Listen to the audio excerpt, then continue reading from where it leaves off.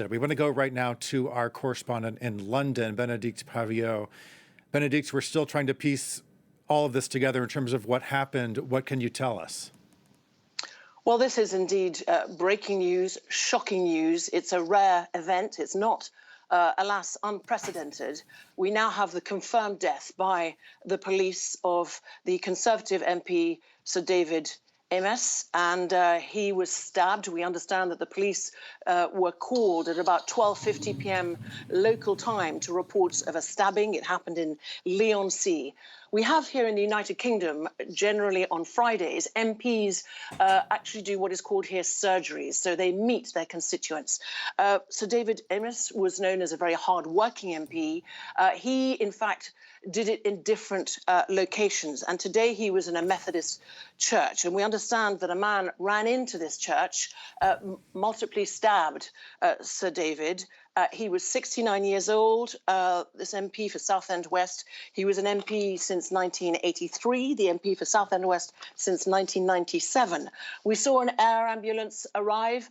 The slightly worrying thing was that it wasn't taking off. And we understand from a counsellor who was at this surgery with Sir David that he had to be operated on site. And in the last few minutes, we have the confirmed death of the MP, Sir David Amess. Benedict, certainly attacks against British lawmakers are rare. It's probably even more rare, the fact that this was fatal. What does all of this say about security in general when it comes to British lawmakers? Well, of course, this raises very serious questions about, in an open democracy, meeting your constituents and how you have to strike that balance at the same time of that openness and yet the security and the safety. So when they are in Parliament, they are absolutely very safe. But when they are out and about, if an individual's plan, as this may have been long planned to do this, then it's very difficult to ensure that safety. I said it was very rare, but it was not unprecedented.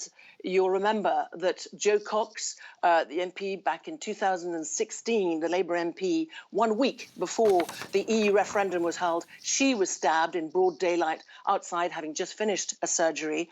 So there was another MP years before, a Labour MP, Mr. Timms, who was also stabbed. He survived that. But it will raise very many questions as Parliament goes back into session on Monday.